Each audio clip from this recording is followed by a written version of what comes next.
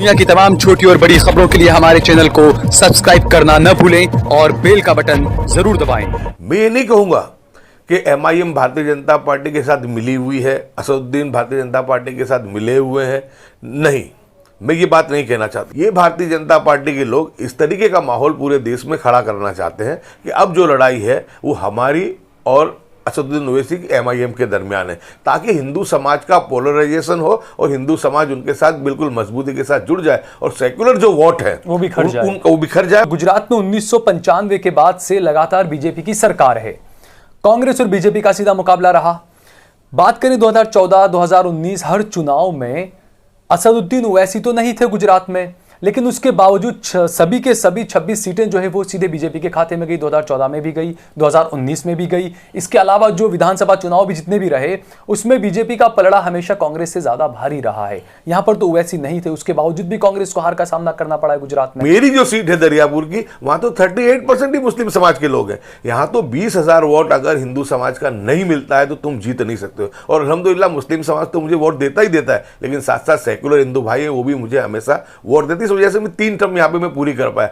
अगर यहां पे भी अगर जो ध्रुवीकरण होता है या पोलराइजेशन होता है तो ये सीट भी हम जीतना हमारे लिए नामुमकिन होती है। कांग्रेस की गलतियां भी रही ही हैं, मैं ये नहीं कहूंगा कि कांग्रेस की गलती नहीं रही है, कांग्रेस की तो गलती, लेकिन उससे ज्यादा मैं आपको ये कहूंगा कि कांग्रेस की गलतियों से ज्यादा हमारा जो मुस्लिम समाज का जो नेतृत्व है उसकी भी बहुत गलतियां रही है कि हम लोगों ने हमारा वोट तो हम सेकुलर पार्टी को दिला देते हैं, लेकिन उसके बाद हम वो दबाव पैदा करने में नाकाम हो जाते हैं कि वो दबाव के जब समाज ने जो वोट दिया है उसका मुआवजा दिलाने में कहीं ना कहीं हमारी कमजोरी रही। ओवैसी साहब को ये देखना पड़ेगा कि कौन से लोग उनका संपर्क कर रहे हैं और कौन से लोग बीटीपी का, उनको क्या ओवैसी साहब को पता है बीटीपी सिर्फ दो विधानसभा सीट में वजूद ही नहीं है, बीटीपी का पूरे गुजरात में कहीं वजूद नहीं है। आप देख रहे हैं देश लाइव, देश की आवाज।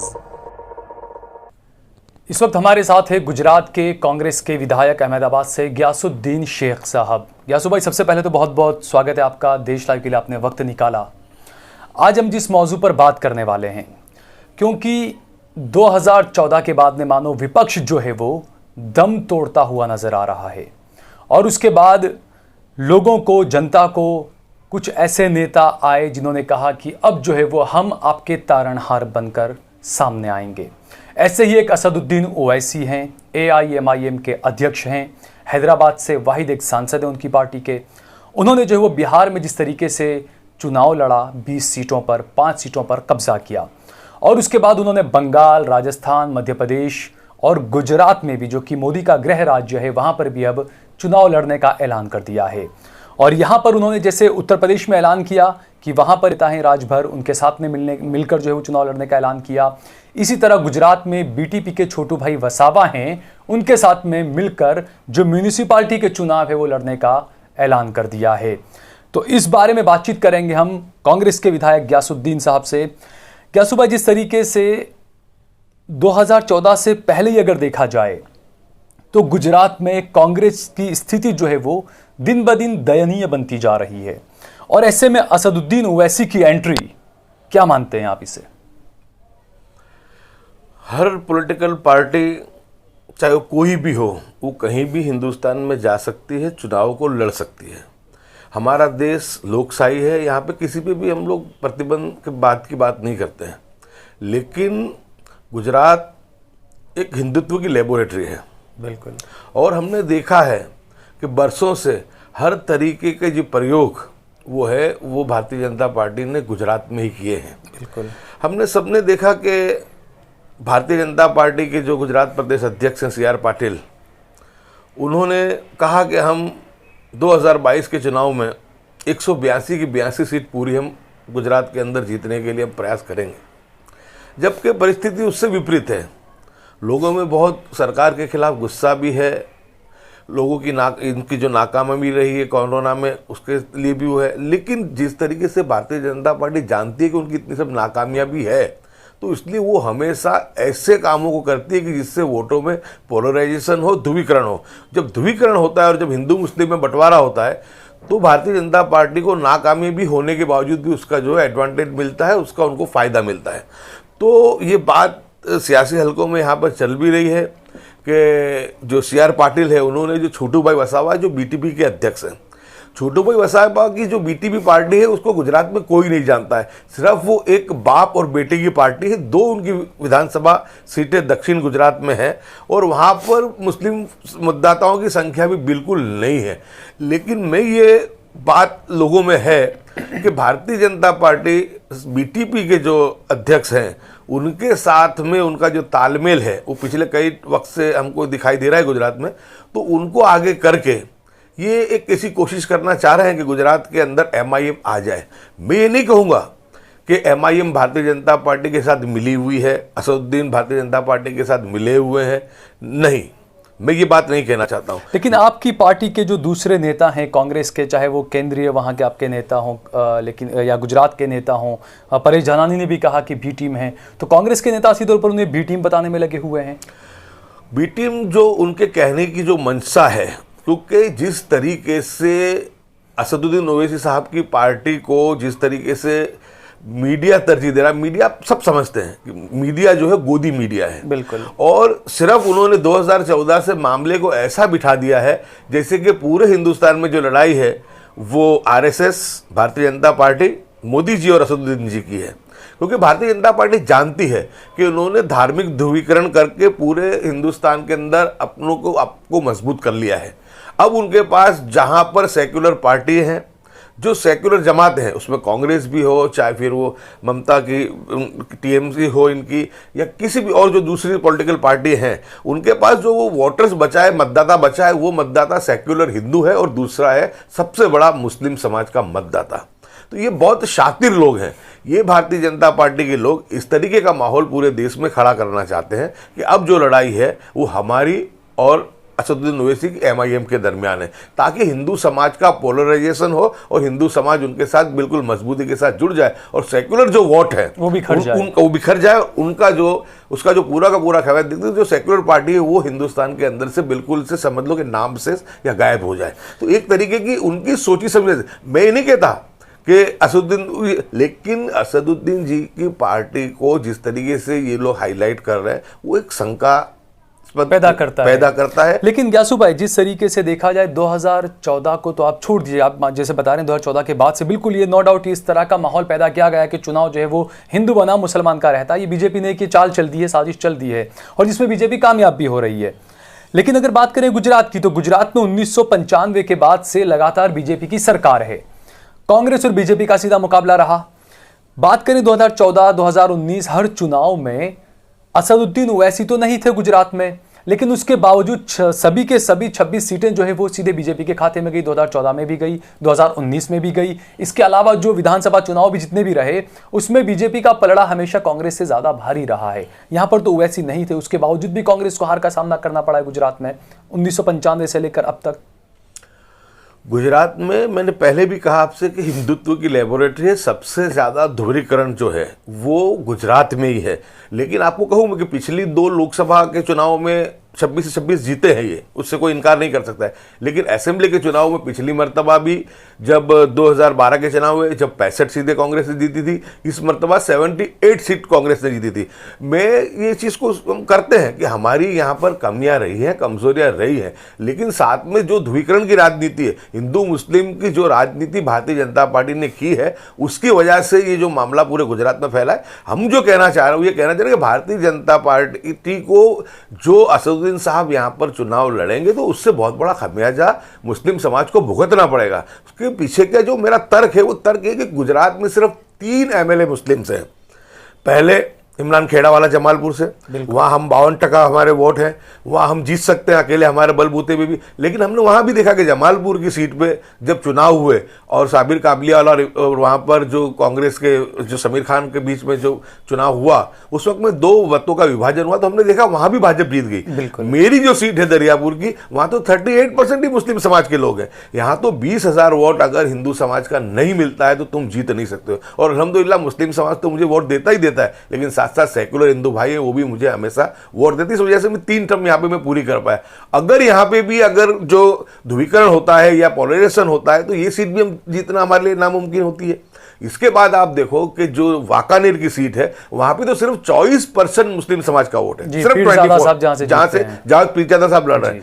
तो क्या सिचुएशन गुजरात की है। और अब मैं आपको बात करूं म्युनिसिपल कॉर्पोरेशन की, तो सिर्फ अहमदाबाद में 20 म्युनिसिपल कॉर्पोरेटर इलेक्ट होकर के मुस्लिम यहां पर आए। बड़ौदा में 1 था, सूरत में 4 थे, भावनगर में 3 थे, राजकोट में 1 भी नहीं था। अब आप सोचो, इस मरतबा भारतीय जनता पार्टी ने जिस तरीके का सीमांकन किया है उसमें से अहमदाबाद में से भी 2-3 सीट मुस्लिम की कम होने वाली है।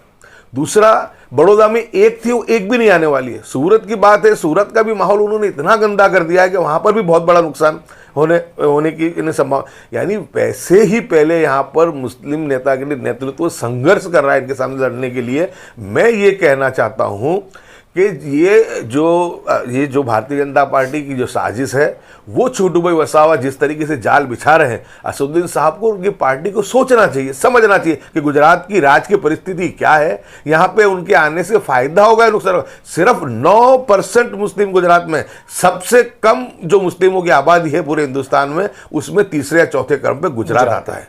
लेकिन ग्यासू भाई, जिस तरीके से कांग्रेस ने आज तक जब सत्ता में कांग्रेस रही, तो जो मुसलमानों की जो बदहाली है उसके लिए भी जिम्मेदार भी कांग्रेस को माना जाता है। दूसरा, आपके अहमदाबाद के जो परमार साहब जो हैं, शैलेंद्र परमार, जो यहाँ के आपके एमएलए रहे हैं, उन्होंने जिस तरीके की बयानबाजियां की है गुज़िश्ता कुछ महीनों में, और इससे पहले भी, इसके अलावा भी कई चीज़ें, शैलेश परमार की भी पिछले दिनों सोशल मीडिया में भी एक पोस्ट आया था जिनके उनके किसी ने कुछ बातें कही थी।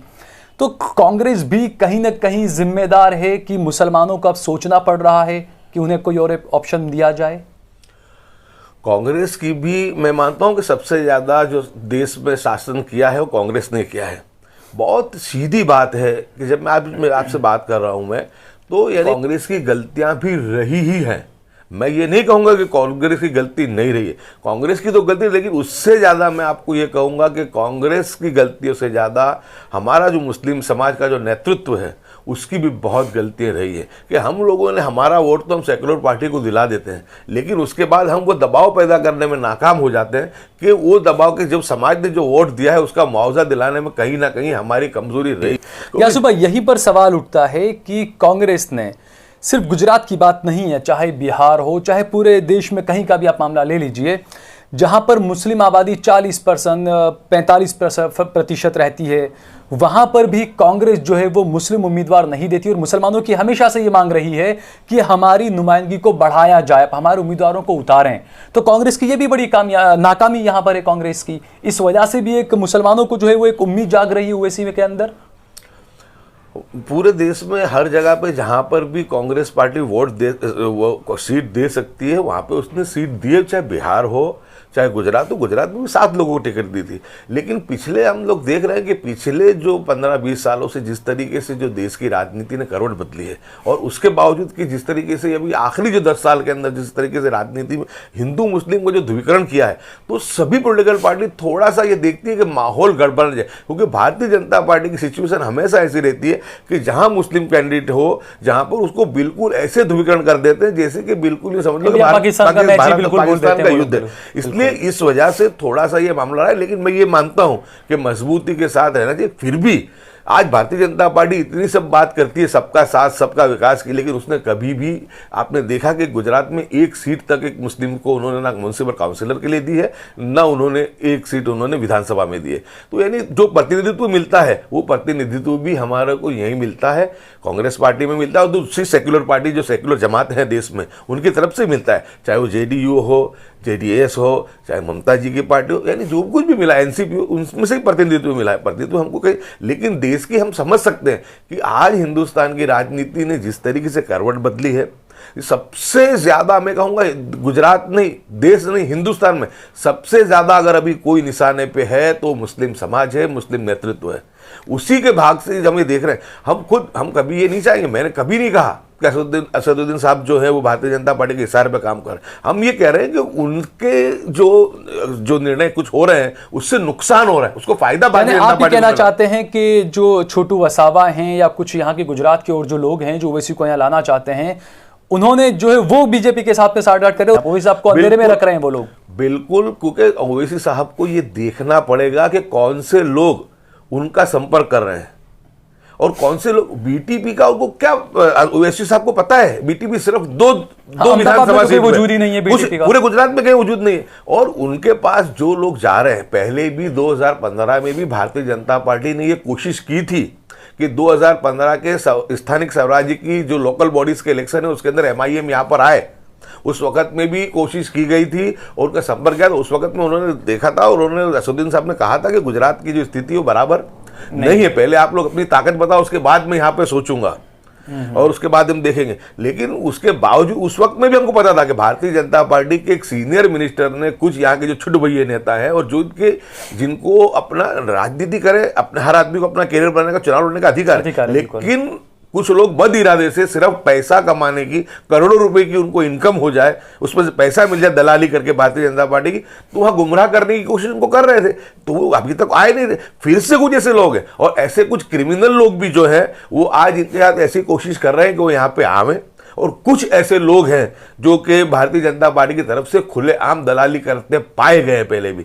तो मैं तो इतना ही कहना चाहूंगा कि हर पार्टी को अधिकार है, आए लड़े, लेकिन कम से कम असदुद्दीन ओवैसी साहब की मैं बहुत इज्जत करता हूं, वो हमारे रहबर, मैं ऐसा नहीं बोलूंगा कभी भी कि मैं उनके बारे में गलत बात करने की कोशिश करूंगा, मैं उनकी मंशा पे भी सवाल नहीं करूंगा, लेकिन उनको ये समझना पड़ेगा कि किन लोगों के इशारे पे काम हो रहा है और गुजरात की वास्तविक स्थिति क्या है, गुजरात में क्या पोजीशन है। जी ग्यासू भाई, जिस तरीके से आपने कहा कि वाकई में ओवैसी के आने से यहाँ पर जो आपने कुछ सीटें बताई जहाँ सिर्फ 9% वोट ही हैं, एक ताज़ा उदाहरण इसका यह है कि अबड़ासा की सीट पर चुनाव हुए, वहाँ पर बताया ये गया कि कांग्रेस ने कुछ इस तरह की मुसलमानों से डील की थी कि इस बार आप जो है वहाँ पर हमारे उम्मीदवार को जिता दो और अगली बार जब चुनाव होंगे तो हम वहाँ पर मुसलमान को टिकट देंगे।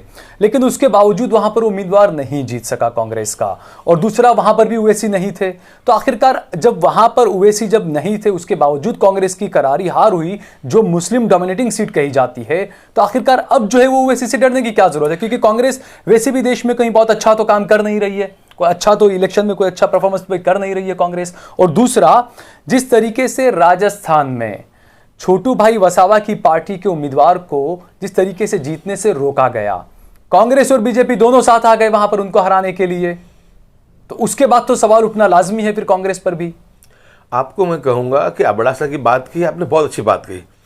अबड़ासा के अंदर कांग्रेस पार्टी मुस्लिम समाज को टिकट देने के लिए तैयार थी, वहां के लोकल लोग इकट्ठा होकर के आए, यहां तक कि जिस बंदे ने चुनाव लड़ा अपक्ष, उसकी भी साइन थी कि यहां पर इस मर्तबा आप मुस्लिम को टिकट मत दो, लेकिन जब 2022 का जनरल इलेक्शन हो, जब हमारे किसी भी मुस्लिम को अबड़ासा में सीट देना, और उन्होंने कहा और पार्टी ने उस वक्त में ये निर्णय लिया कि ठीक है, प्रॉमिस भी दिया, वो प्रॉमिस उनको दिलाने में मैं, इमरान खेड़ावाला धारासभ्य, जावेद पीरजादा धारासभ्य, हम तीनों धारासभ्य ने हमारे पार्टी अध्यक्ष से बैठ करके चर्चा करके बात को हमने कंफर्म कराया कि हमको इनको 2022 में देना है। आप जिस कैंडिडेट को भी टिकट दो उसको बता दो आप कि आपको ये चुनाव जो है सिर्फ 2 साल के लिए ही है, आने वाले दिन में यहाँ पर मुस्लिम समाज के यहाँ पर जब 60,000 65,000 के करीब वोट है तो वहाँ पर हम उनको सीट देने वाले हैं।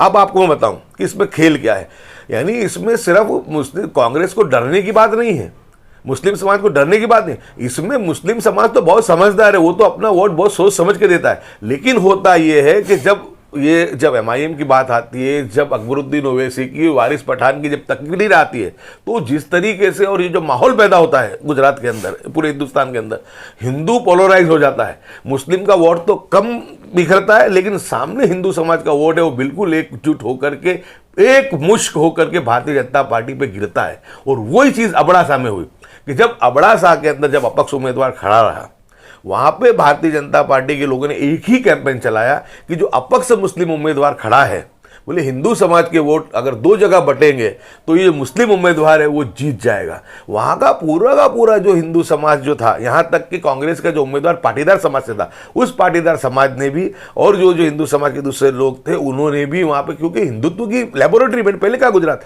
वो पूरा का पूरा एक मुश्क होकर के भारतीय जनता पार्टी में चला गया और ऐतिहासिक जीत हुई है वहां पर। और मुस्लिम समाज ने पूरा का पूरा टोटल वोट जो उसका था 26,500, वो पूरा का पूरा वोट एक मुस्लिम अपक्ष को दिया।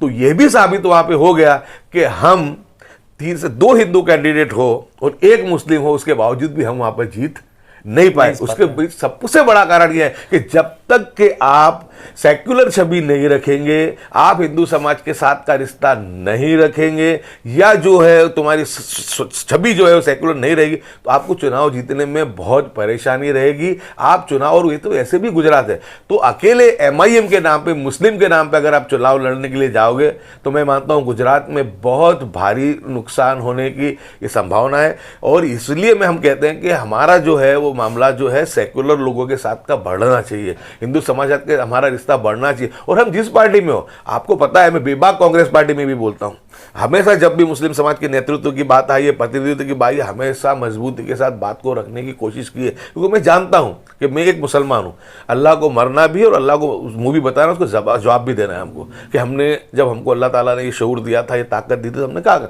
ईमानदारी से उसको निभाने की हम पूरी कोशिश करते। लेकिन इस वक्त में जो आपने जो सवालात किए, आपने जो बात की, मैं किसी पार्टी आने से हम घबराए हुए नहीं है, किसी पार्टी से। सवाल ये है, बात यह है कि हमारा वोट बहुत कम है। गुजरात हिंदुत्व की लेबोरेटरी है और हिंदू वोटों का ध्रुवीकरण पहले से ही वैसे ही यहां होता रहा है, और अब जो ध्रुवीकरण इस मामले में होगा, क्योंकि आपने पहले भी देखा होगा जब जब चुनाव आते थे जी, खुद नरेंद्र मोदी ये बोलते थे कि अहमद मियां पटेल गुजरात के मुख्यमंत्री बन जाएंगे, बिल्कुल, और यूं करके पूरे चुनाव को पोलराइज पूरा कर देते थे। तो अहमद पटेल की छाप जो थी वो तो एक बहुत सेक्युलर और तमाम धर्मों के लोगों के, सिर्फ मुस्लिम ही नहीं लेकिन वो तमाम कौमों के नेता थे, पूरा हिंदुस्तान उनको नेता स्वीकारता था, वो एक अलग शख्सियत थी। तो उनके नाम से भी यहाँ पर जब इस तरीके की प्रतिक्रियाएं खड़ी होती थी, तो आप समझ सकते हैं कि जब एमआईएम के जब भाषण होंगे और जब इनकी जब बात होगी, तो उस वक्त में गुजरात का माहौल क्या बनेगा, कैसा बनेगा। यानी ये ना हो कि हम गुजरात में जो हमारी मुस्लिम राजनीति की जो उसके ऊपर आखिरी कील ठुक जाए। नहीं, दूसरा ग्यासु भाई, जिस तरीके से आपने कहा, अहमद भाई की बात आपने निकाली, अच्छी बात है। यहां पर एक सवाल यह भी उठता है कि आज तक ओवैसी ने गुजरात में एंट्री नहीं की, लेकिन जब अब अहमद पटेल यहां पर नहीं है, ऐसे वक्त में वो गुजरात में एंट्री कर रहे हैं।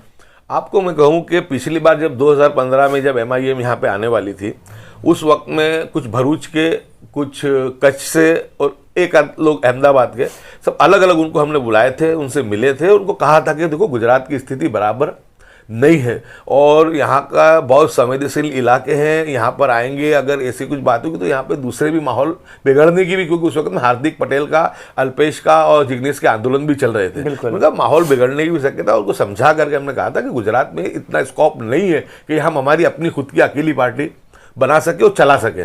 तो इसको, तो उस वक्त में जो लोकल लोग थे वो भी मान गए थे, लेकिन उनके पीछे सीनियर एक भारतीय जनता पार्टी के नेता का था, उनको उन्होंने कहा था कि आपको हर तरीके की सहूलत हम देंगे, पूरा पैसा देंगे, पूरा प्रचार प्रसार के साधनों में हम तुम्हारे लिए मदद करेंगे, हर तरीके, तुम किसी भी तरीके से एमआईएम को तुम ले आओ, तुम तुम्हारे मजहबी रहनुमाओं को आगे करो, तुम तुम्हारे समाज के लोगों को आगे करो, मुस्लिम जो जितने भी मीडिया के जो लोग, उसके अंदर तुम बात को फैलाओ। बीजेपी के नेताओं ने यहाँ के कुछ लोगों से बातें, ये बात 2015 बड़े गंभीर आरोप है, बड़े गंभीर आरोप है। और वो एक बहुत सीनियर मिनिस्टर है जिन्होंने किया था, और अक्सर गुजरात सरकार के सीनियर, आज भी सीनियर मिनिस्टर है, और उन्होंने उस वक्त में अहमदाबाद सर्किट हाउस में बुला करके कुछ छुटभैये नेताओं, उसका नाम बता सकते हैं जनता को कौन है? उसमें मैं नहीं पढ़ना चाहूंगा, वो तमाम लोग जानते हैं। आज भी वो ऐसे लोग ओवैसी साहब को लाने के लिए कोशिश कर रहे हैं, मैं इतना बताऊंगा कि आज भी वही लोग उनके साथ लगे हुए हैं उनको यहाँ पे लाने के लिए, उसमें से। ग्यासु भाई, जिस तरीके से आपने जो बातें कही कि गुजरात में गिने चुने मुस्लिम उम्मीदवार जीतते हैं, बहुत कम वोट हैं, लेकिन एक ये भी हकीकत है जिस तरीके की राजनीति बीजेपी करती आई है गुजरात में, बार बार मैं कहूँगा कहीं ना कहीं कांग्रेस पार्टी भी इसके लिए जिम्मेदार है।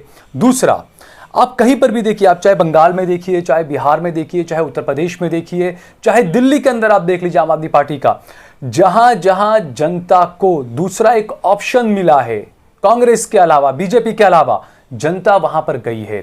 उत्तर प्रदेश में देखें आप, समाजवादी पार्टी बीएसपी को वोट दिया मुसलमानों ने और बढ़ चढ़कर वोट दिया, काफी मुस्लिम उम्मीदवार जीतते हैं। इसी तरह आप बिहार में देखें, वहां पर नीतीश कुमार को भी मुस्लिम वोट अच्छा खासा मिला, वहां पर आरजेडी को भी अच्छा खासा मुस्लिम वोट मिला। कांग्रेस जो है वो धीरे धीरे धीरे धीरे बंगाल से खत्म हुई, बिहार से खत्म हुई, उत्तर प्रदेश से खत्म हुई, अब जो है वो गुजरात का नंबर आ रहा है। तो गुजरात में भी जनता को ऑप्शन जो मिलेगा, तो गुजरात की जनता, क्योंकि जिस तरीके से मैं बार बार जो बात कहता हूं, कांग्रेस की तरफ से कई ऐसी गलतियां हुई है और बीजेपी ने उसको बहुत बेहतरीन तरीके से भुनाया है, जिसका फायदा बीजेपी को हुआ है। चाहे वो बाबरी मस्जिद का ताला खुलवाने का मामला हो राजीव गांधी के टाइम में, चाहे उसके बाद में कई ऐसे मुद्दे थे जहां पर मुसलमानों से जुड़े हुए मुद्दे थे, अल्पसंख्यकों से जुड़े हुए मुद्दे थे, लेकिन कांग्रेस पार्टी वहां पर खुलकर सामने नहीं आई बीजेपी के लिए। और इसीलिए जो मुस्लिम समाज है, जो मुस्लिम वोटर है, वो कांग्रेस से शदीद नाराज है। क्या इस बात को आप मानते हैं? मैं आपको बहुत खुले मन से, मैं एक कांग्रेस के एमएलए के तरीके से नहीं, लेकिन एक मुस्लिम समाज के प्रतिनिधि के तौर से मैं आपके साथ बात ज़्यादा कर रहा हूँ और बहुत खुल के इसके लिए बात कर रहा हूँ। आपको बोलूँ मैं कि जहाँ पर भी थर्ड फोर्स मिली है कांग्रेस पार्टी के अलावा की, मैंने पार्टी के फॉर्म पे भी बात की है कि जहाँ पे थर्ड फोर्स होती है वहाँ पे और उसको मजबूत लगता है कि भारतीय जनता पार्टी को हराने के अंदर थर्ड फोर्स जो कामयाब है, मजबूत है, तो हमेशा उसको वोट देती है। जैसे कि आपने यूपी का देखा, हमने बिहार का देखा, हमने बंगाल का देखा, राजस्थान, मध्य प्रदेश में हमने देखा कि वहाँ पे जो मुस्लिम समाज का जो वोट है वो कांग्रेस के साथ रहता है। गुजरात में जो है मुस्लिम समाज का वोट वो भी कांग्रेस का देता है कि उसका वो कारण है कि मुस्लिम समाज का 9% वोटर वो भी बहुत बिखरे हुए हैं। किसी भी सीट, एक जमालपुर की सीट छोड़ दो तो उसके अलावा कहीं पर भी कोई सीट ऐसी नहीं है कि जहाँ पे हम यानी 40% के ऊपर, 40% के करीब की भी सीट मेरी ही है, 38%। बाकी तो जितनी भी मुस्लिम सीट है जो 5-7 जगह पे, वहाँ पे 30% के आसपास करीबी हमारे वोटर्स हैं, से ज़्यादा हमारे वोटर्स नहीं हैं। और हमने तो ये मामला जो कच्छ का था, अबड़ासा का, वो भी हमने देख ही लिया है कि अबड़ासा के अंदर किस तरीके की सिचुएशन पैदा हुई। अबड़ासा के अंदर जो मामला था पूरा का पूरा वो हमने सबने देखा कि वहाँ पे मुस्लिम समाज का वोट एक मुश्क जो मुस्लिम नुमाइंदा अपक्ष खड़ा था उसकी तरफ गिरा। लेकिन वहाँ पर सभी लोगों ने, और खास करके भारतीय जनता पार्टी के लोगों ने बात को ऐसे फैलाया कि अगर हिंदू समाज का वोट कांग्रेस और भाजपा के लोगों में बटेगा तो मुस्लिम अपक्ष जो खड़ा है वो वहाँ पे चुनाव जीत जाएगा। तो पहली मर्तबा आपने देखा कि अबड़ासा में भी बहुत ऐतिहासिक जीत भारतीय जनता पार्टी की कैंडिडेट की हुई, पूरा ध्रुवीकरण हो गया। यानी जो ध्रुवीकरण की राजनीति जिस तरीके से चली है, और इसकी शुरुआत तो गुजरात से हुई है, दूसरे राज्यों में तो जो गया है वो गुजरात मॉडल ही गया है। तो मैं ये कह रहा हूँ, जब गुजरात मॉडल है, हिंदुत्व की लेबोरेटरी है, ये सब जानते हैं, तो कम से कम हमको यहाँ पे जो भी निर्णय ले या जो भी डिसीजन ले, तो बहुत सोच समझ के हमको लेना चाहिए कि जो बचा कुचा थोड़ा बहुत भी नेतृत्व है वो नेतृत्व भी हमारा पूरा ना हो जाए। क्योंकि जो छोटू भाई वसावा की बीटीपी है उसको गुजरात में कोई जानता नहीं है, वो ट्राइबल पार्टी है, 2 सीट के लिए बाप बेटे की पार्टी है, उसके अलावा उसके बाहर कोई उनका ना उनके कोई समर्थक है ना उनका जन समर्थन है, कोई उनको जानता पहचानता भी नहीं है। लेकिन क्या सुबह जिस तरीके से आपने जो कहा कि गुजरात में जो है वो सिर्फ 9% वोट है, राजस्थान में वोट मुसलमान देते हैं कांग्रेस को और जगहों पर मुसलमान देते हैं, लेकिन जो बीजेपी की रणनीति वो किसी से छुपी नहीं है, मैं बार बार इस बात को कहता हूं। लेकिन कांग्रेस पार्टी ने जिस तरीके से राजस्थान में जो किया कि वहां पर छोटू वसावा की पार्टी का जो मेयर बनना था, वहां पर कांग्रेस और बीजेपी दोनों एक हो गए, उनको उम्मीदवार को वहां पर हरा दिया। इसके अलावा उदयपुर का एक मामला था कि वहां पर एक मुसलमान को कैंडिडेट बनाया गया, मुसलमान वहां पर जीतने वाला था, लेकिन कांग्रेस के ही जो सदस्य थे उन्होंने मिलकर जो है उसको हरा दिया, ऑपोजिशन दूसरा था उसको जिता दिया। यही बड़ी वजह है कि जो देश का मुसलमान है वो बड़ी ही बेसब्री से इंतजार में था कि कोई कायद आए, कोई हमारी सुनने वाला आए, कोई हमारी बात करने वाला आए, इसीलिए ओवैसी पर भरोसा कर रहे हैं वो लोग। ओवैसी साहब पे भरोसा कर रहे हैं, ओवैसी साहब रहबरी कर रहे हैं, इसमें मैं इनकार नहीं कर रहा हूँ। वो भरोसा करना भी चाहिए हमको, हमारे रहबरों पार्टी सिर्फ अलग अलग हो सकती है, लेकिन हमारे सबका मकसद तो एक ही है कि समाज को इंसाफ मिले, समाज को सही क़यादत मिले। लेकिन साथ में ये भी सोचना है कि भाई कुछ ऐसा करने से ऐसा ना हो कि जो समाज की जो बची कुची क़यादत है वो भी खत्म हो जाए। बात सिर्फ इतनी सी है। तो ये जो आपने कहा उदयपुर वाली बात की आपने कि जिस तरीके से मामला वहाँ पर हुआ, कांग्रेस भाजपा मिलकर स्थानिक स्वराज्य की इलेक्शन के अंदर, ये यहाँ पर नहीं पूरे हिंदुस्तान में होता है। छोटे छोटे कॉरपोरेशन के अंदर भी बहुत सी जगह नगर पालिकाओं में ये बात बनते हैं कि भाजपा के जो लोग हैं वो कांग्रेस के आदमी को अगर वोट खुट रहे हैं उनको, तो वो भाजपा के लोगों के बुला के, उस कांग्रेस के लोगों को बुला के, तू हमारा अध्यक्ष तुझे बना देंगे बराबर, लेकिन तू हमारे साथ तू वो मामले को बना ले।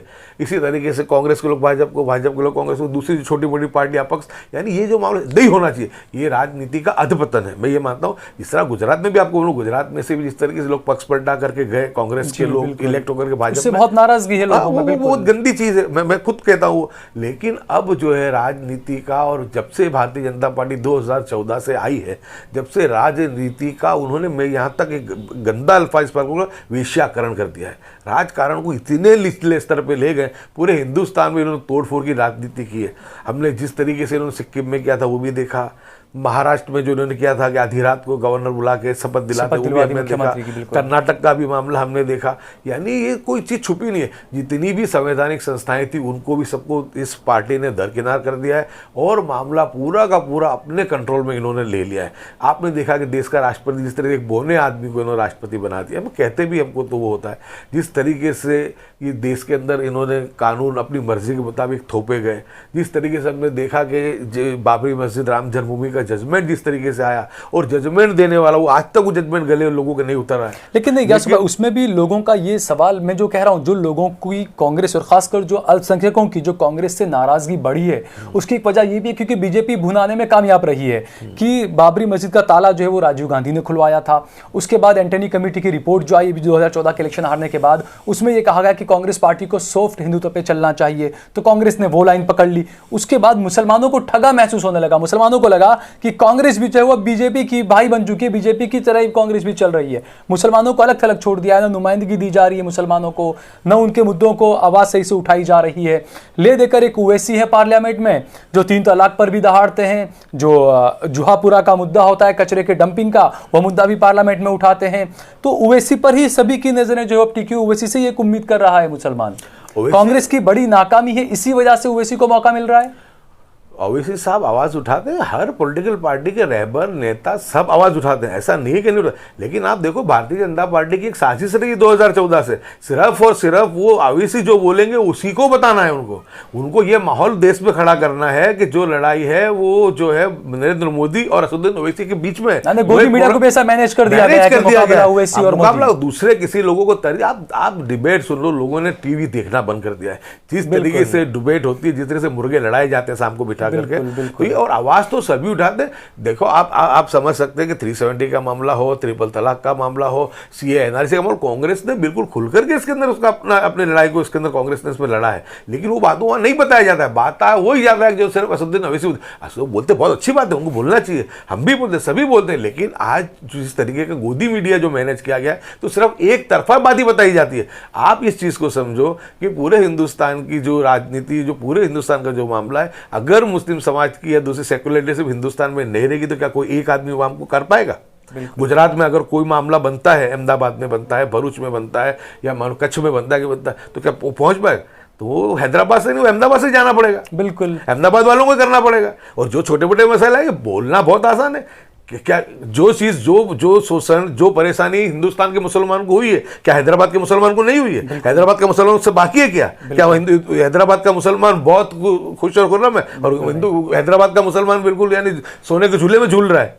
जो हालात पूरे देश के हैं वो यहीं पे, और हर आदमी आवाज उठाता है बहुत अच्छे तरीके। मैं उनकी मुखालफत नहीं करता हूं, आवाज को अच्छे तरीके से उठाते हैं, बेबाक तरीके से उठाते हैं। लेकिन ये कहना कि सिर्फ वही उठाते हैं तो ये बात गलत है। हिंदुस्तान का हर सेकुलर पार्टी का नुमाइंदा जो मुस्लिम से वो भी उठाता है, और जो सेकुलर पार्टी के जो रहबर लीडर है वो भी उठाते हैं। लेकिन जो 2014 से जो राजनीति शुरू हुई, दूसरे किसी का आवाज को नहीं। भारतीय जनता पार्टी एक ही माहौल खड़ा करना चाहती है कि जो लड़ाई है मोदी और असदुद्दीन ओवैसी के दरमियान है, और पॉलिटिशियन 15% और 85% की लड़ाई करना चाहते हैं। आप समझ सकते हैं कि 15 जीतेगा या 85 जीतेगा, जब तक कि हम यासुफ भाई, बिल्कुल आपने जैसे कहा कि 15% और 85% की ये लड़ाई है। लेकिन हमने मौजूदा हैदराबाद के जो म्यूनिसिपल चुनाव हुए वहां पर हमने देखा कि ओवैसी जितनी सीटें पहले लेकर आए थे, 43-45 जो सीटें थी उनकी, वो सीटें वो अब भी लेकर आ गए। वहां पर नुकसान टीआरएस को हुआ है जो कि हिंदू पार्टी है। बीजेपी को जो सीटें मिली है वो टीआरएस की सीटें मिली है, ओवैसी की सीटें वहां नहीं मिली है। तो जब वहां पर ओवैसी की सीटें जहां थी वहीं पर है, जो हिंदू वोट था वो बिखरा वहां पर, तो गुजरात में कैसे मान लिया जाए कि सिर्फ मुस्लिम वोट ही बिखरेगा, हिंदू वोट नहीं बिखरेगा? मैंने कहा कि मुस्लिम वोट सिर्फ बिखरेगा।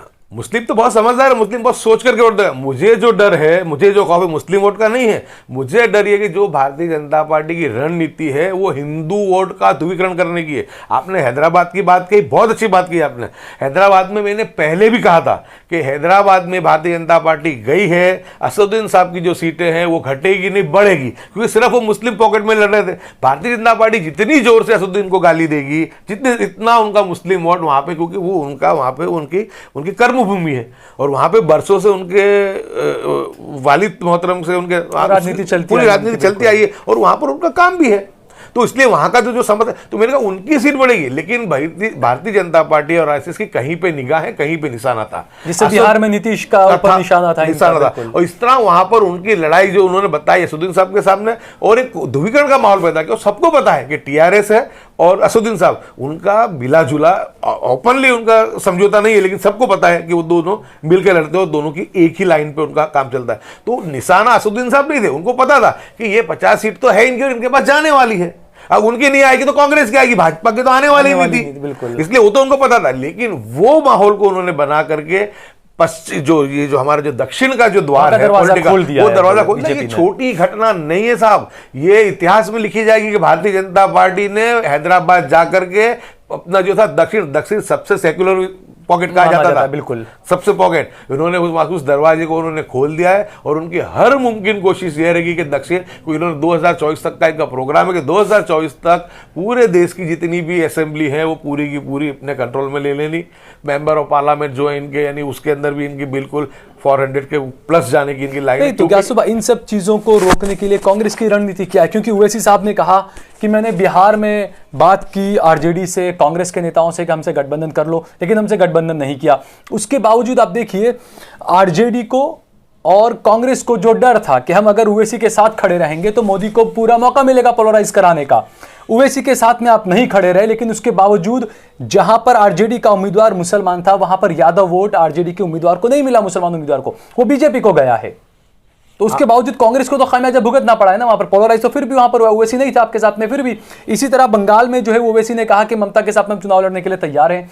तो ओवैसी साहब जब कहते हैं कि हम तैयार हैं, तो आखिर गठबंधन क्यों नहीं किया जाता है? सिर्फ अपने हिंदू वोट बैंक के खतरे को देखकर कि हमारा हिंदू वोट खतरे में आ जाएगा, छटक जाएगा, इसलिए? आप इस चीज को समझ लो कि असदुद्दीन साहब जब भी कोई निवेदन देते हैं, बात करते हैं, तो बहुत संजीदा और सलीके से करते हैं, बिल्कुल। लेकिन इनकी पार्टी के जो इन्हीं के भाई हैं, उन्होंने जिस तरीके जो निवेदन दिया था कि 15 मिनट दे दो जी, हम बता देंगे जी, और जिस तरीके से इनके दूसरे जो छुट भैया जो नेता हैं, मैं नाम नहीं लेना चाहूँगा, कि वो जिस तरीके टीवी पे आकर के जिस तरीके से वो पागलों की तरह डिबेट करते हैं, वो बगैर के हिंदू समाज के लोगों को पोलराइज करते हैं। अब भारतीय जनता पार्टी ने जो माहौल बना दिया है, क्योंकि आज पूरे हिंदुस्तान में नहीं पूरी दुनिया में तुम देख लो कि हमारे मुखालिफ की राजनीति, पूरे मुखालिफ का माहौल चलता है, बिल्कुल। और यहाँ पर भी उससे हम अछूता नहीं। और 2014 से बीजेपी ने जो साजिश की कि भाई लड़ाई ऐसे ही दिखे कि मोदी और असदुद्दीन साहब की चल रही है, तो वो माहौल, अब अगर असदुद्दीन साहब की पार्टी का ही नाम पहले तो इत्तेहादुल मुस्लिमीन, तो थोड़ा सा प्रॉब्लम वहां आ जाता है। नहीं, लेकिन उसके बावजूद बात सुनिए, बस मैं कहना चाहूंगा कि वो सिचुएशन वहां पे आती है। और जो हिंदू वोट है, यानी भारतीय जनता पार्टी को जब तक लगेगा कि, यानी वो मैं ये नहीं कहता कि दोनों मिलकर, भारतीय जनता पार्टी जब तक असदुद्दीन ओवैसी का जो मामला चल रहा है उससे उसको फायदा भाजपा को मिल रहा है, तो तब तक ओवैसी को ढील देंगे, उसको ढील देंगे, और जहां नुकसान लगेगा उनको दबोच लेंगे, आजम खान की तरह, जिस तरह आजम खान की तरह इस तरह उनको भी दबोच लेंगे। और ये सब संजीदा समझदार लोगों में आज भी ये सवाल, तो जो सेकुलर पार्टी है वो डर इस वजह से रही है कि अगर जो हम ये करते हैं तो इसमें भी हम ट्रैप में फंस जाएंगे, कि अगर जैसे ही हमने असदुद्दीन ओवैसी के साथ अपने समझौता किया और जिस तरीके से इनके भाई और इनकी पार्टी के लोग जिस तरीके से निवेदन करते हैं और रिकॉर्ड पे पुलिस केस हुए हैं, तो यानी देश का हिंदू तो हमारा रहेगा नहीं, क्योंकि अभी तो राजनीति पूरी ध्रुवीकरण में चले, हिंदू मुस्लिम में चल रही है। तो यानी ये सिचुएशन, और आप देख भी रहे हैं कि आप असद साहब का वो चीज का भूल का एहसास भी हुआ है, अब उन्होंने थोड़ा अकबरुद्दीन को साइड लाइन भी किया है और दूसरे छुट भैया उनको थोड़ा साइड लाइन भी कर रहे हैं, लेकिन जो रिकॉर्ड पे आ गई है बात वो तो आई गई है। और जो चीज है भाजपा जब जहां बुरा ना होती इस बात को भी बुझाती है, लेकिन सामने सेक्युलर पार्टी की मजबूरी ऐसी है कि इन्होंने माहौल ऐसा कर दिया है कि जो मुस्लिम की बात जाने दो, जो हिंदू भाजपा में नहीं है वो हिंदू भी नहीं है। हम गुजरात में भी देख रहे हैं कि कितने हमारे हिंदू लीडर हैं, उनको उनके सोसाइटी वहां पे लोग उनको मियाँ के बुलाते हैं उनको, बिल्कुल। यानी उन्होंने एक ऐसा माहौल खड़ा कर दिया है कि बिल्कुल हिंदू मुस्लिम वाला मामला। तो उस सिचुएशन के अंदर जब हिंदू को हिंदू बीजेपी के अलावा के नहीं स्वीकारते हो तो मुस्लिम की बात तो कहां रहेगी। और जिस तरीके से इतना ध्रुवीकरण, आज मैं मानता हूं कि देश की स्थिति जैसे भारत पाकिस्तान का जिस वक्त था, जिन्ना साहब का मौलाना अबुल कलाम आजाद और जिन्ना साहब वाला जो वक्त था, ये वही वाला वक्त है, उस मुहाने पर खड़ा है। और बहुत ही मैं तो बदनसीबी कहूंगा कि जो लोगों ने उस वक्त में जिन्ना की बातों को माना और अलग से पाकिस्तान किया, और हमको यहाँ पे हमने देशभक्ति के साथ हमने देखा, हमारी चॉइस थी कि हम जा सकते थे, लेकिन फिर भी इस सरजमी को हमने, इस मिट्टी को हमने हमारे सर पे हमने सजदे यही किए, चलो हम लोग यही रहे। तो आज हमको तो उसका खमियाजा भुगतना नहीं पड़ रहा है। उस वक्त में जो बात अच्छी बात करने वाले थे, जो संजीदगी से बात करते थे।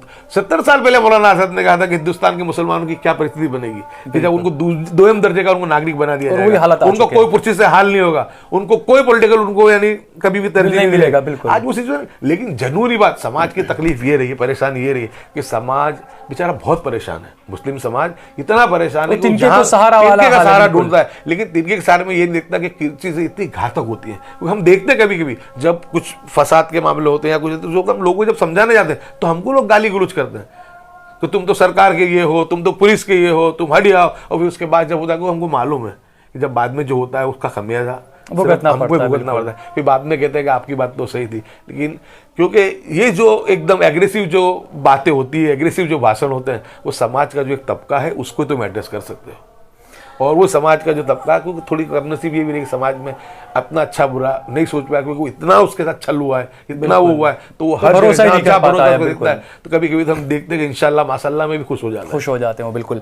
क्या सुबह आखिरी सवाल ये, जिस तरीके से भाजपा ने एक के बाद एक कई राज्यों में जो है वो अपना कमल खिलाया है, और अब जो है वो साउथ की तरफ जो है वो राह बढ़ा दी है हैदराबाद चुनाव को लेकर, यहाँ पर सवाल ये उठता है कि जब बीजेपी जहां पर बिल्कुल जीरो पर थी वहां पर आगे बढ़ रही है, ऐसे में कांग्रेस जो 60 साल 70 साल पुरानी पार्टी है वो क्या कर रही है? बिहार से जब खत्म हुए आप तो बिल्कुल खत्म होते चले गए, बंगाल से आप खत्म हुए आप खत्म होते चले गए, आंध्र प्रदेश से आप खत्म हुए खत्म होते चले गए। जमीनी लेवल पर जिस तरीके से बीजेपी ने जो मेहनत की है कमल खिलाने के लिए, क्या ये काम कांग्रेस पार्टी नहीं कर सकती थी? जो आरोप लगते हैं वो सही है कि सिर्फ जो नेता है, जो कार्यकर्ता है, छोटे बेचारे जो राज्य लेवल के हैं, सिर्फ वही मेहनत कर रहे हैं, बाकी जो बड़े नेता हैं वो सिर्फ ट्विटर खेल रहे हैं, सोशल मीडिया पर खेल रहे हैं, सिर्फ बयान दे रहे हैं मीडिया में, जमीनी जो मेहनत करनी चाहिए वो नहीं कर रहे हैं बीजेपी के नेता? गुलाम नबी आजाद साहब ने भी ये बात कही है। मैं आपको कहूं कि सभी लोग कोशिश मेहनतें कर रहे हैं, लेकिन भारतीय जनता पार्टी ने और आरएसएस ने जो 90-95 साल जो मेहनत कोशिश की, उनकी मेहनत 90 साल के बाद जब रंग, और पूरी की पूरी उनकी मुखालिफत और उसकी जो बुनियाद थी कांग्रेस थी। उन्होंने, कांग्रेस ने जो अच्छे काम किया, आज जो देश जो आज एक महासत्ता के करीब पहुंचा है तो कांग्रेस की वजह से पहुंचा है, जिस तरह से कांग्रेस ने काम किए थे। लेकिन भारतीय जनता पार्टी ने, आरएसएस ने उनके जो हिंदू मुस्लिम का ध्रुवीकरण करके, और जिस तरह के आरएसएस ने पूरे हिंदुस्तान में शाखाएं खोल के एक जो माहौल बनाया, यानी देश की हर बदी के भी, यानी देश की हर गलत बात के लिए उन्होंने कांग्रेस को जिम्मेदार ठहराने की कोशिश की। और मैं बताऊं आपको कि वो चीज आज भी देश की जो आवाम है वो भारतीय जनता पार्टी से त्रस्त है। आज भी लोग खुश नहीं है इनसे, लेकिन जो हिंदू मुस्लिम का जो जहर है, जो ये अफीम जो ये दिया जा रहा है हिंदू मुस्लिम के, उसके अंदर ये पूरा का पूरा जो मामला है, भारतीय जनता पार्टी का जो फेलियर है उसको भी लोग गिन रहे हैं। लेकिन मैं बोलूंगा कि जिस दिन भी, जब भी, भले आज कांग्रेस की कोई बात ना सुने, सेकुलर पार्टी की बात कोई ना सुने, लेकिन जिस दिन अब ये मामले जिस तरह चलते जा रहे हैं, एक ना एक दिन ये दिन करीब है कि जब आवाम खड़ी होगी और आवाम को लगेगा कि ये जो टीवी डिबेट और गोदी मीडिया ने जिस तरीके से 10 साल से कब्जा करके लोगों के जहन को खराब करने का काम किया, पुराना काम किया, आरएसएस ने जिस तरीके से शाखाओं पर शाखा और गलत गोबैल प्रचार करके जिस तरह लोगों के जहन को बिगाड़ा है, लोग जब इससे बाहर आएंगे तो मैं ये मानता हूं कि भारतीय जनता पार्टी का वो बुरा हाल होने वाला है हिंदुस्तान में, क्योंकि हिंदुस्तान की जनता कभी भी ये चीज़ों को लंबा नहीं चला पाएगी। ठीक है, अभी जो इन्होंने ये जो धार्मिक राजनीति का जो जुनून पैदा किया, उससे इनको अभी इनकी जो गलती है वो छुप रही है, लेकिन अभी ज़्यादा दिन नहीं छुप पाएगी। हम लोग देख रहे हैं कि जिस तरीके से देश के अंदर कुछ चंद लोगों के हाथ में पूरा देश चला गया है, पूरा का पूरा इन्होंने संवैधानिक संस्थाओं को हाथ पे नहीं लिया, सुप्रीम कोर्ट के जजमेंटों भी लोगों को अब यानी भरोसा उठ गया है। वो भी देख सकते हैं हम कि एक जजमेंट सुप्रीम कोर्ट का चीफ जस्टिस देता है और 1 महीने के बाद वो राज्यसभा का मेंबर बनता है, तो स्वाभाविक लोगों को ख्याल पैदा होंगे ही कि क्या है ये, बिल्कुल, और उसमें कुछ गलत भी नहीं है। तो यानी सुप्रीम कोर्ट का ये मामला हो, राष्ट्रपति की सिचुएशन हो, आर्मी के अंदर भी खुद का एक, यानी जो इसको क्या है कि वो तीनों को इकट्ठा करके और एक हेड बना के जिस तरीके से पूरा कंट्रोल करने की जो कोशिश कर रहे हैं, यानी पूरे देश को इन्होंने बिल्कुल सरमुख्तार शाही के तरीके से, और एक जिस तरीके से हिटलर चला रहा था इस तरीके से चला रहा है। लेकिन बहुत जल्द ही आवाम इसमें से बाहर आएगी। लेकिन मैं आखिर में भी आपके माध्यम से मैं इतना ही कहूँगा कि हम जितने भी जो अक़लियत के लोग हैं, मुस्लिम समाज के लोग हैं, उनको बहुत ही समझदारी से, संजीदगी से हमको काम करना है। क्योंकि मैं मानता हूँ कि आज़ादी के बाद ये जो अभी का जो फिलहाल का जो दौर है, 2019 से जो चुनाव जीत करके ये आई है भारतीय जनता पार्टी, तो 2019 से 24 का जो मामला है वो बहुत ही भयावह है। और बहुत ही इनके जितने भी इनके एजेंडा थे वो एजेंडा लागू करने की तरफ ये लोग प्रयाण कर रहे हैं, उसकी तरफ ये लोग आगे बढ़ रहे हैं और पूरी कोशिश करेंगे। और 2024 के बाद के इनके एजेंडा वो भी बिल्कुल साफ सुथरे इनके एजेंडा है कि उसके बाद जो है हमारी बारी पूरी होने के बाद हमारे बाद जो है दलित की, आदिवासी और ओबीसी की है। ये गरीब पछातों के भी विरोधी है, ये किसी के नहीं है। इनका जो है पूरा का पूरा जो मामला है ये इनका मामला सिर्फ ये देश को हिंदू राष्ट्र बनाने की तरफ ले जाने का। और उसकी शुरुआत इन्होंने जिस तरीके के कानून ला रहे हैं, अनडिक्लेयर हिंदू राष्ट्र इन्होंने कर दिया है। सीए एनआरसी के खिलाफ आंदोलन करने वाले लोगों को पकड़ के पूर दिया जाता है। दिल्ली दंगों के अंदर जिन्होंने दंगा किया, जिन्होंने दंगे भड़काए वो बाहर हैं, जिन्होंने अमन का भाईचारा काम किया वो जेलों में बंद है। लेकिन यहाँ पर भी सवाल उठता है ना ग्यासु भाई, जैसे दिल्ली के जो आपने बात उठाई कि दंगे जिन्होंने करवाए वो बाहर हैं, क्या कांग्रेस पार्टी ने कुछ किया इसके लिए? जैसे आवाज उठानी चाहिए, कांग्रेस पार्टी क्यों आवाज नहीं उठाती है? कपिल मिश्रा हैं, रागिनी तिवारी हैं, जिनके वीडियो आए हैं सामने, इतने ऐसे ऐसे बयान वो लोग दे रहे हैं, कांग्रेस पार्टी भी खामोश बैठी है, सिर्फ अपने हिंदू वोट बैंक खिसक ना जाए सिर्फ इसलिए, और इसीलिए मुसलमान नाराज है। उस वक्त में भी सभी ने आवाज इसके बारे में, सभी लोगों ने आवाज उठाई है। ऐसा नहीं है कि नहीं आवाज को जो आवाज उठ रही है उस आवाज को मीडिया में आने नहीं दिया जा रहा है। बिल्कुल उसको रोका, बिल्कुल, यानी तुम आप देख लो बिल्कुल ब्लैकआउट किया हुआ इन्होंने, सिर्फ ओवैसी को ही दिखा रहे हैं हिंदू मुसलमान कराने के लिए मोदी ओवैसी। दो बात को यानी बिल्कुल तुम समझ लो, अगर आरएसएस को और भाजपा को फायदा नहीं होता तो क्या इतना बता दे? हर कोई भी देश में घटना बनती है, कैमरा ले गया असदुद्दीन साहब के पास, कुछ भी घटना बनती। मैं फिर से भी कहूंगा असदुद्दीन साहब की मैं मनसा में शक नहीं कर रहा हूँ, असदुद्दीन साहब भी इस चीज को समझते होंगे। ऐसा भी नहीं है कि वो बहुत बैरिस्टर है, बहुत माने हुए राजनीति, शायद वो ऐसा सोच रहे हो कि ये इनकी राजनीति करें, मुझे तो फायदा हो रहा है, मैं तो आगे बढ़ रहा हूँ, मेरा तो जनाधार बढ़ रहा है देश में, बढ़ने तो देखा जाएगा इनको बाद में, इनके वो इनके साथ मिलकर कर रहे हैं, ये मैं नहीं कह रहा हूँ। लेकिन ये बात तय है कि इसका फायदा सिर्फ भारतीय जनता पार्टी को मिल रहा है और भारतीय जनता पार्टी इस चीज को करे। और जिस दिन भारतीय जनता पार्टी को लगा कि अब हमको इससे फायदा नहीं है, उस दिन मैं मानता हूं जिस तरह इन्होंने आजम खान साहब के साथ और दूसरे मुस्लिम लीडर और दूसरे जो सेक्युलर नेताओं के साथ इन्होंने किसी को भी नहीं बख्शा है, इसी तरह ओवैसी का भी हाल करेंगे जैसे आजम खान के साथ। मैं तो दुआ करूं अल्लाह से कि अल्लाह ताला उनकी हिफाजत करे। लेकिन ये बहुत फासिस्ट लोग हैं, ये लोग जब तक इनका मतलब इनका स्वार्थ है, इनके मतलब इनके स्वार्थ के बगैर कोई काम करते नहीं है। क्योंकि आरएसएस जो है उसकी 365 दिन की मेहनत रहती है, 24 घंटे की मेहनत रहती है, 1 घंटे में 60 मिनट होती है, 60 मिनट भी उनकी चर्चा विचारणा रहती है। हर 3 महीने में, हर 6 महीने में, हर 9 महीने में, हर 12 महीने में उनके जो विचार गोष्ठी है, इनके जितने भी इनके जो मंथन कर रहे हैं, जिसके अंदर बहुत ही यानी देश के बुद्धिजीवी जो हम सोच भी नहीं सकते, जो लोग बहुत बड़े बड़े पोजीशन पे जो लोग रहे हैं वो लोग विचार करते हैं, मंथन करते हैं। एक भी चीज़ आप समझ लो कि एक भी चीज़ आरएसएस की जो प्रोग्राम है, उसकी जो नीति है, उसके खिलाफ का नहीं हो रहा है। आरएसएस बोलेगी इतना ही बताएंगे, आरएसएस कहेगी इतना ही होगा। असल में मोदी नई आरएसएस ये जो है पूरा देश फिलहाल चला रहा है और उसकी राजनीति। तो हमारी फिक्र, हमारी गौर फिक्र यही है कि हम और हमारे जो रहबर है, क्योंकि सबसे बड़ा निशाना मुस्लिम समाज है पूरे हिंदुस्तान में अभी इस वक्त में, तो हम लोग ये भी ख्याल करें कि हमारी आवाज़ भी मुखर तरीके से उठे, हमारा नेतृत्व भी खड़ा हो। लेकिन हमारा नेतृत्व खड़ा हो तो आप समझ सकते हैं कि भाई पश्चिम बंगाल 30% मुस्लिम है, आसाम है 30% है, यूपी है 22% करीब है, 58, लेकिन जहाँ पे 9% वोट है वो भी बिखरे हुए हैं। मध्य प्रदेश जहाँ पे 4% वोट है वो भी वहाँ पे। तो ऐसी जगह पे करके क्या हम ये समाज की आवाज़ को या समाज के नेतृत्व को मजबूत कर पाएंगे? लेकिन इसमें ओवैसी साहब का ये कहना है कि जिस तरीके से बीजेपी के नेता, गुजरात के परेश धानानी भी हमने बताया, और भी केंद्रीय नेतृत्व के कई नेता हैं जो बीजेपी की बी टीम ओवैसी को बताते हैं, उस पर जो है वो अब AIMIM के लोगों का कहना है कि कांग्रेस जो है खुद अपनी गलतियों को देखे, खुद अपने ग़रीबान में झांके। ये हकीकत है कि अगर आपको मकान बनाना है तो आप अपने मकान पे ध्यान दीजिए। आप पड़ोसी को कहते हैं नहीं तू मकान मत बना भाई, मैं तो बाद में बनाता रहूंगा। तो ये जो ओवैसी ने जो कहा है कि कांग्रेस खुद अपनी गलतियों को भुगत रही है, और इसीलिए आपने भी जो बात कही सही है, असदुद्दीन ओवैसी की मंशा पर सवाल नहीं उठा सकते, ये आपने सही बात कही।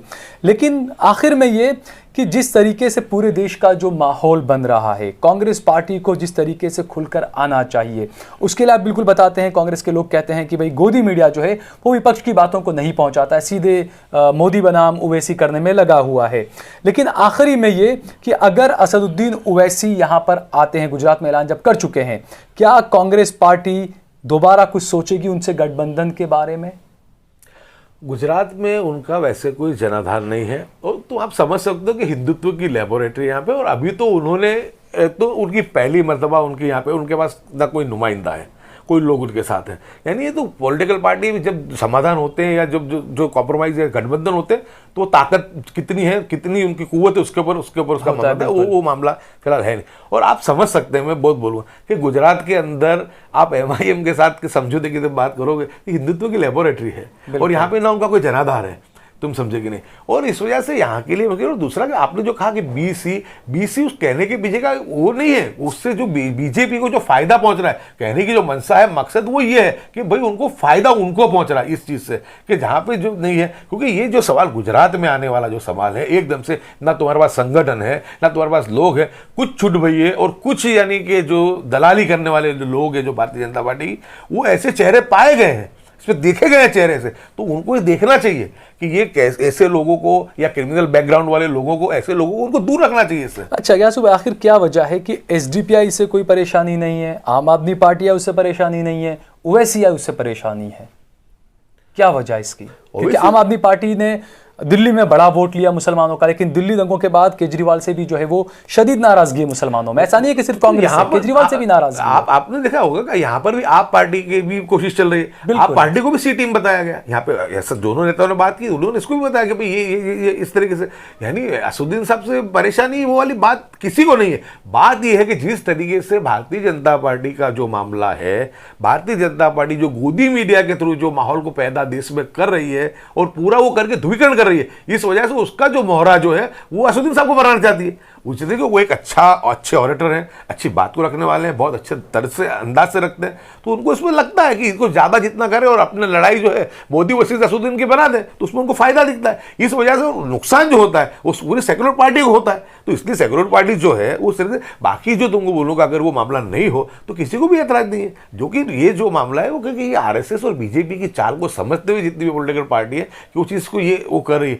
कि जो जिस तरीके से भारतीय जनता पार्टी माहौल खड़ा कर रही है, तो वो देखते हुए लोगों को एक ये सवाल पैदा होता है। ग्यासु भाई, आखिर में ये कि आप गुजरात के मुसलमानों को क्या मैसेज देना चाहते हैं, क्या मैसेज देना चाहेंगे आप अभी ऐसे हालात में? मैं गुजरात के मुसलमानों को यही मैसेज देना चाहूँगा कि हमको बहुत सोच समझ के हमारे राजनीति का और हमारे वोटों का हमको इस्तेमाल करना चाहिए। क्योंकि गुजरात एक ऐसी पोजीशन में बैठा हुआ है कि मैंने पहले भी बताया कि 3 MLA बहुत मुश्किल इलेक्ट होते हैं।